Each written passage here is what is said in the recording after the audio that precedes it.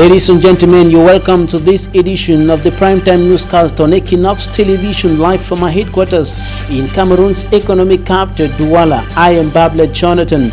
In our top stories on this edition of the news, insecurity is on the rise in Cameroon's economic capital, Douala. More than 10 suspected bandits have been arrested by police and gendarme officers, and 5 political parties and 13 civil society organizations converge on Douala to support the Cameroon Bar Association over its announced 5-day strike action against the violation of human rights, notably the rights of detainees in the Republic of Cameroon. The political and civil society leaders have called on Cameroonians to rise against the unfair judicial system and the entire regime in place in the Republic of Cameroon. Those were our top stories.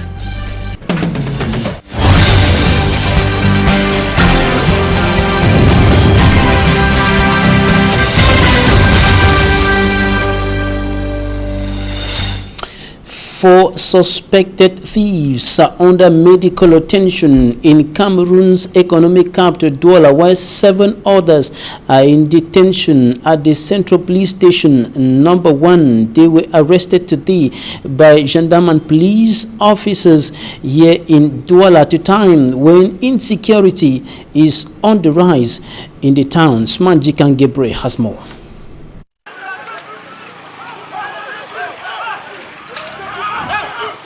It was a tense atmosphere at the Nouvelle Route Besenge neighborhood in the Douala 1 municipality this Wednesday.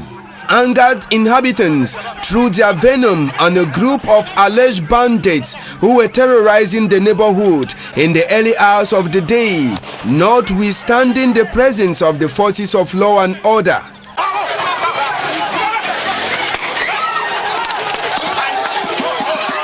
The inhabitants, who were determined to take away life out of the alleged bandits, did a search right inside the bush. In an attempt to disperse the population, tear gas was used by the forces of law and order that caused commotion in the Nouvelle Route Besenge locality. By the end of the joint operation between the police and the gendarmerie, at least more than 10 of the bandits were arrested by the security forces.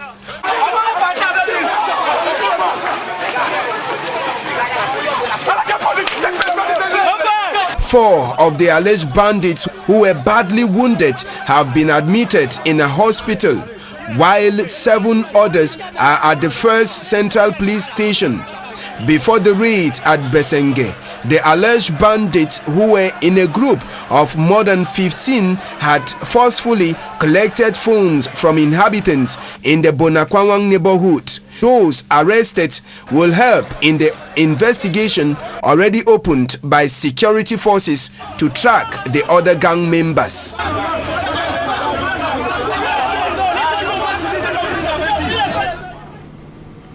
Cameroon is facing security challenges in several regions, from the far north down to the north in the Adamawa, and then the east, and then of course the northwest and the southwest regions of the country, where socio-political and security tension has continued hitting those parts of the country for close to 3 years now, and weapons are being imported into those parts of the country illegally. Recently, the custom officers seized an important consignment of cartridges illegally imported into the country. The seizure took place in Tiko in the southwest region of the country, as Davidson Maimo reports.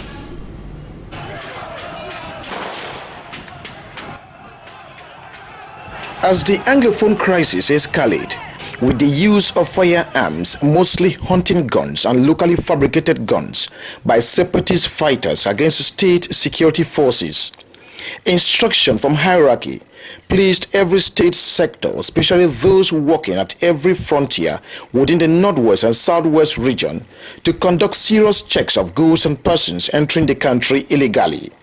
This high alert has yielded some dividend, with the seizure of over 1,400 hunting cartridges imported illegally at the Tiko Wharf.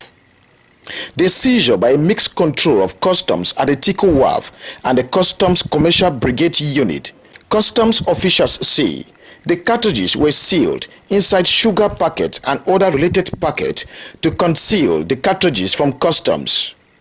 However, after scrupulous checks of every good by the Mixed Custom Brigade at the Tico Wharf, led to the discovery and eventual seizure of the 1,400 cartridges from a ship from Calabar, Nigeria. The owner of the goods has been apprehended and handed over to the competent authority for judicial proceedings. Government officials in the southwest regions, however, have assured the population to go about their normal duties as security within the region have been intensified for the safety of the population and their properties. 5 political parties and 13 civil society organizations have come together to stand behind the Cameroon Bar Association, supporting it for its 5-day announced strike action over the violation of human rights, notably the rights of detainees in the Republic of Cameroon. The political and civil society leaders met here in the economic capital Douala today with the press, and they called on Cameroonians to rise against the unfair judicial system in the country and, of course, the regime which they say has failed in all facets. We have details in this report by for me, Armstrong Sander.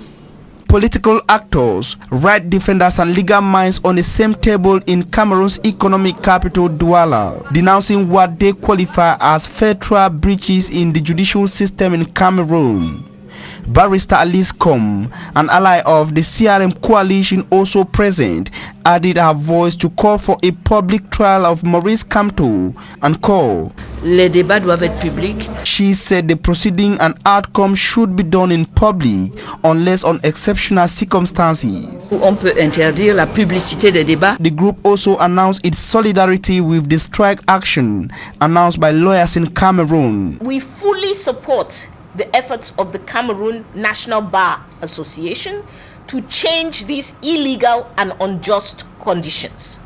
Members say victims of the Anglophone crisis have not benefited a fair trial and called on Cameroonians to stand up for a better judicial system. Some Anglophone activists who are detainees or prisoners have been further accused and sentenced with regard to the prison riots that occurred on July 22nd and 24th, 2019, after having undergone torture and in many cases without the benefit of legal counsel. Anglophone separatist leaders who were sentenced to life imprisonment on August 20th, 2019 have seen numerous violations of the law during their proceedings, including the very act of their arrest. The civil society activists, political actors and legal minds also announced that they will all be present in Yaoundé on Friday, September 6, 2019 to witness the trial of Maurice Kamto and members of his coalition. That was for me, Armstrong Sander, reporting there. And a crisis meeting takes place at the Ministry of Justice in the nation's political capital, Yaoundé, as the lawyers have announced to go on strike on a 5-day strike action over the violation of human rights, and notably the rights of detainees in the Republic of Cameroon. And the Prime Minister, with regards to the problems in the northwest and southwest regions of the country, has announced a national dialogue that will be coming up in the days ahead. This after a meeting with organizers, or better still conveners, of the Cameroon or the Anglophone General Conference, Christian Cardinal Toomey and others. And the spokesperson of the AGC, Ellie Smith, confirmed to us that after meeting with the Prime Minister and Head of Government, Chief Dr. Joseph John Gouting, there is a national dialogue that will be coming up in the days ahead. Now to the southwest region of the country, where we're going to take some diplomatic news with regards to the one of the diplomats received by the southwest governor, Bernard Okalia Bilai, as Derek Jato reports. His Excellency Ibrahim Mohammed Bashir made his entrance at the Southwest Governor's Office for a diplomatic ceremony organized for the handing over of the exequatur to him as the new Nigerian Consul General for the Northwest and Southwest regions of Cameroon. The solemn diplomatic tradition took place in the presence of Ambassador Lawan Abagashagar, Nigerian High Commissioner to Cameroon, the Nigerian community, and the Southwest authorities headed here by Governor Bernard Tukaliabilai, the Commander-in-Chief of the Southwest region, who in his address assured the new Nigerian Consul General of his collaboration for the preservation and continuation of the brotherly ties between the two countries, Cameroon and Nigeria. In his response, His Excellency Ibrahim Mohammed Bashir said his mission here is to continue from where his predecessor ended for the betterment of the two nations.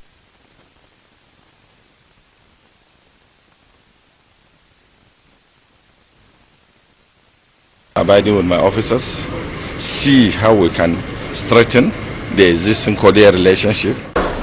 Having an identical colonial history, a natural unique geography, and today positively sharing the same socio-economic visions, analysts say the handing over of the exequatur confirming this super-skilled diplomat, His Excellency Ibrahim Mohammed Bashir, as the new Consul General for the Northwest and Southwest regions, is no doubt coming to cement the over half a century existing cooperation between Cameroon and his country, the Federal Republic of Nigeria.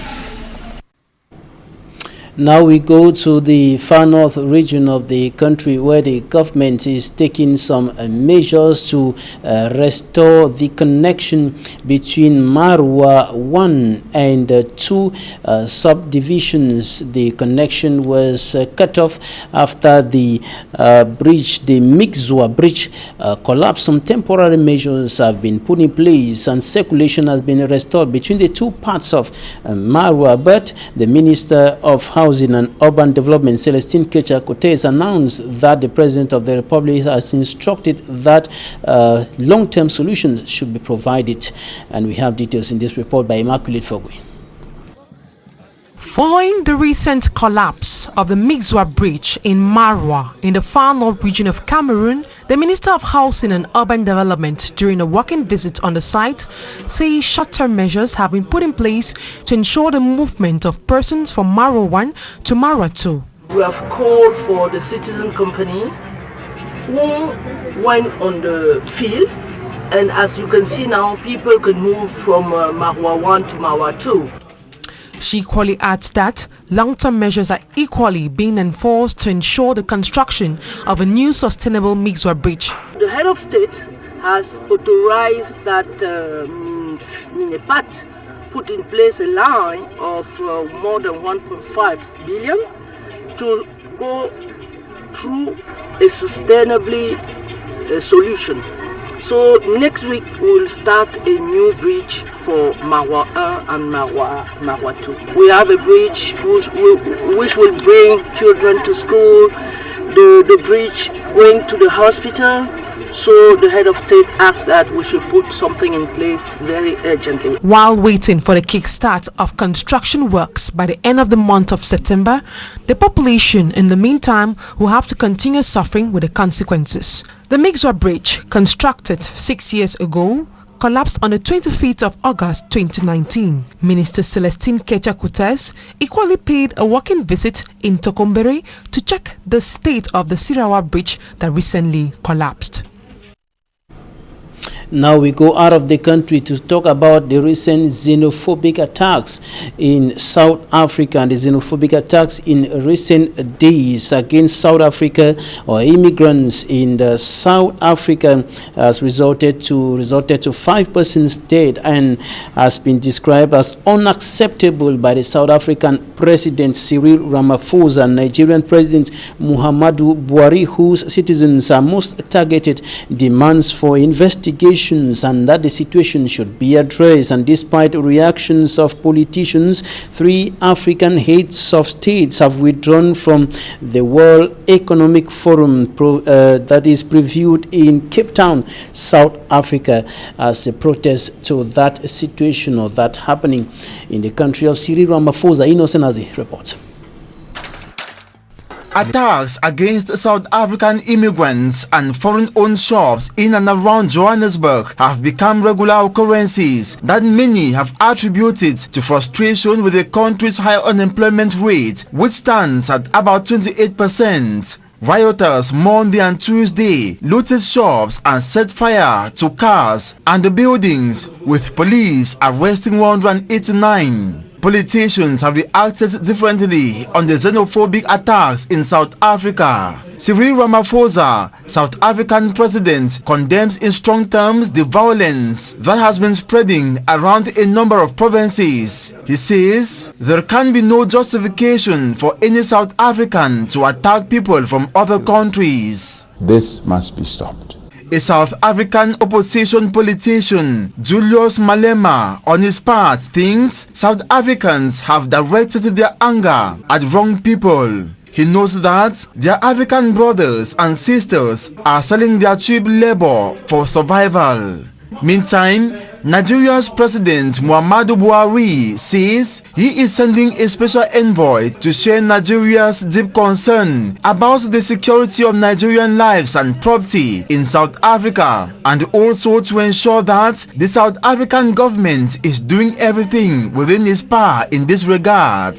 On the other hand, Musa Faki Mahamat, Africa Union Commission chairperson, reiterates his commission's continued commitment to support South African government in addressing the root causes that led to these despicable acts in order to promote peace and stability. Xenophobic attacks in South Africa, according to Bobby Wine, Ugandan lawmaker, are very sad, disheartening and disappointing, which should be condemned by all people of conscience. Due to the xenophobic attacks, Paul Kagame, president of Rwanda, Felix Tshisekedi of the Democratic Republic of Congo, and Peter Mutharika of Malawi have decided this Wednesday, September 4, to withdraw from the World Economic Forum bid for Cape Town, South Africa. They are protesting against the acts of violence suffered by other black Africans in South Africa in recent days. Zambia, on its part, has cancelled its friendly football encounter against the Bafana Bafana of South Africa. Thanks, ladies and gentlemen, for staying with us. Coming up next, Talking Point.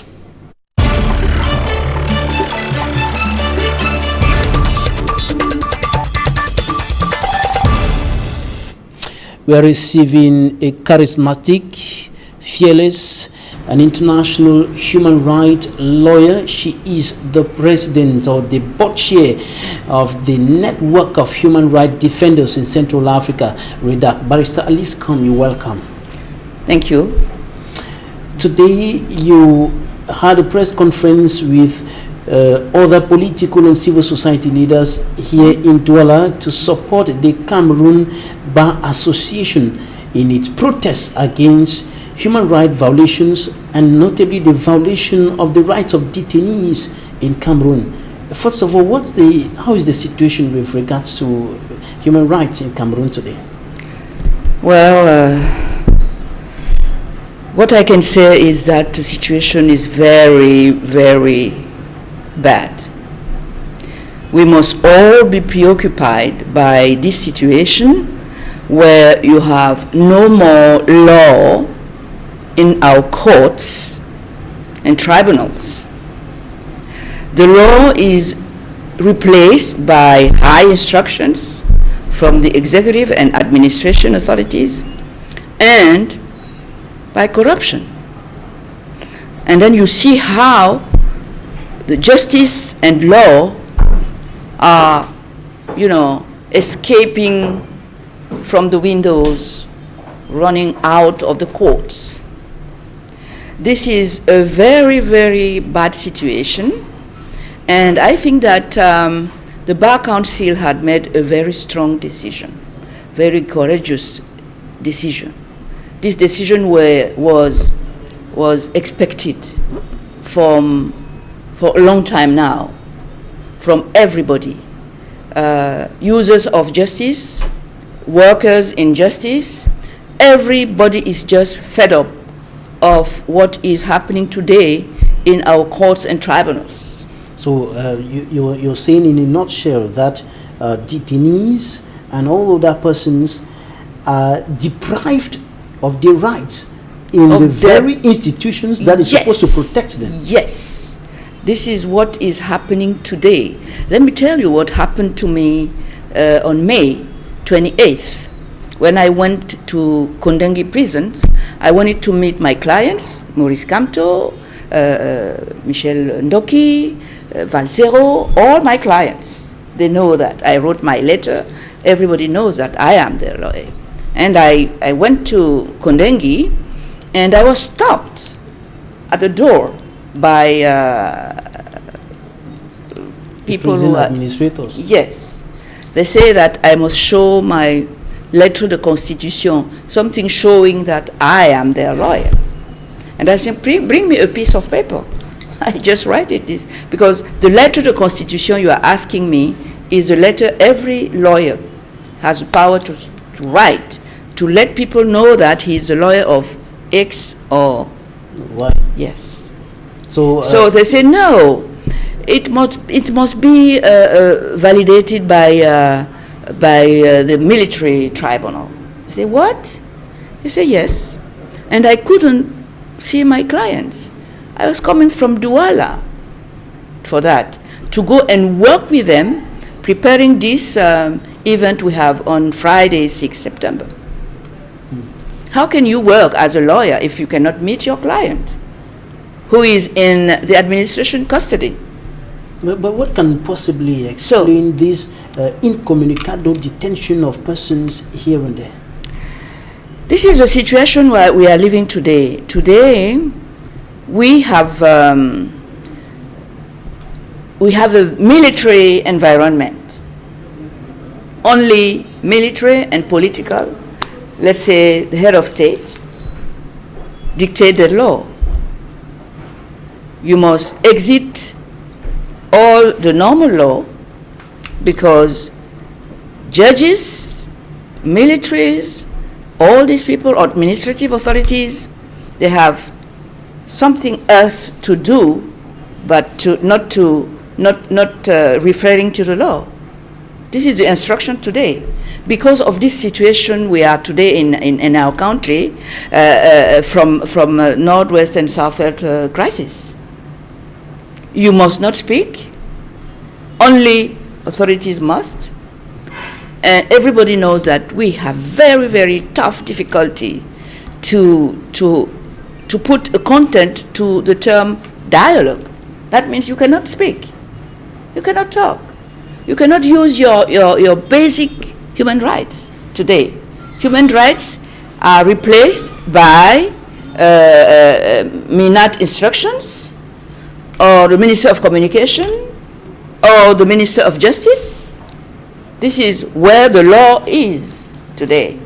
And this is very, very bad. Those instructions are expected to enter the ambits of the law, to respect the law. But everybody can see that it is not the case. It is not the case at all. And this is very dangerous, because we are entering in a very tough dictatorship and a terror system. Today you don't have to speak. Only if you have to say that the ruling party, the head of this ruling party is the best. But Barrister, yes. is there a problem of interpretation? Is the law interpreted according to circumstances and interests? Because most often we've heard these authorities that you have mentioned telling us that we have taken this decision, we have arrested this person, we have jailed this person according to the law. But you're saying that the laws are not being respected. Not at all. We have 3 levels of law in our country. And these laws have hierarchy. The first law downstairs is the law of our national parliament here, in the bottom of this list. And then you have our constitution. And above the constitution, you have the international law. This is what is exactly written in our constitution. Provision 45. We have this, but they never apply the highest law, which set in place principles which are in our constitution, which are in our treaties and international convention, which are in the international law, with it above all the laws, because it is the law of presidents. When they go to their summit, this is where they decide the principle that must guide their action once back home. But this is not what they do. This is what we call, when you bring back a convention, you ratify it, it becomes a highest law in your country. But this is not the case. When they say, for example, that a civil person, cannot be judged in a military court. This is because the principle voted by head of state in their summit say that military court is just for militaries. Never, this is a principle. We accept it as our highest law. But you see, you ratified it. When it is ratified, it becomes our highest law. And the law from the parliament here must not violate this principle. That means it must enforce it. That means when there's a conflict between local and international law, the international law takes place. No doubt about that. And this is in the custody of the Supreme Court. The Supreme Court is the power telling us how to interpret and how to apply the law. And we have rulings of the Supreme Court saying that when you have this kind of situation, my judges of the Court of Appeal and everywhere, please don't apply this law. Put it aside. Don't apply it, because it is about our commitment to the international community we belong to. I listened to Jean-Jacques Kindi during one of his press conferences, and he said the decisions he was talking about, the life jail sentence slammed on Sisi Kouayou Tabe and 9 other Anglophone leaders, and he said the judges are using the law, but their decisions or the verdicts are politically motivated. Is that what you're saying? No, not at all. He's talking about our national law, which is under the law of the international law. And I know that Mr. Kindi, he's not a lawyer, he's not a jurist. He's a very, very intelligent person, but in another domain, not in this. All right, you're supporting the Cameroon Bar Association in this 5 days. 100%. This is a strong decision, and everybody must support it, because it is about our common belonging to the same family, human family. And this is true here, it is true to France, true to America, in China, everywhere, because it is about our human rights. It is about the right no one president gave to us. We have it because we are human. We have it because we belong to the human party, community, family, and we belong to the UN. And we sign it, and we put it in our constitution like that. And our president, once elected, sworn on this and say, I will do that. I will do this way. He sworn on. This is a very strong commitment from the president to his people. But this is not what we are finding on the field. During the press Excuse conference, me. During the press conference today, you and other political and civil society leaders called on Cameroonians to rise up against this unfair system. Yes. What are they expected to do? They are expected to go, to support, to go. They just watch TV. They know how it's working elsewhere. Everybody know how the people support something or say no to something they don't want, which is not in conformity with their rights. So they go to the court, they go to everywhere they can say, no, we support our Bar Council because they are defending our common law and our common rights. All right, before we go, if you were called to advise the Minister of Justice, the President of the Republic today, what would you tell them? Stop this scandalous. You are in the wrong way, Mr. President. You are in the wrong way, Mr. Minister of Justice. Because I heard he said that if we go on strike, lawyers, and then he think that our clients will have the right to sue us on court because of abus de confiance. I don't know how to translate this. This is so sad because he's the head of this administration of justice, and he doesn't know that justice is where he's coming from because he is a magistrate or hierarchy, and it is not what we are expecting from our state, because a minister is a worker in a field of where the president promised to his people to work for justice, for their security, to work for their well-being and everything. And because of this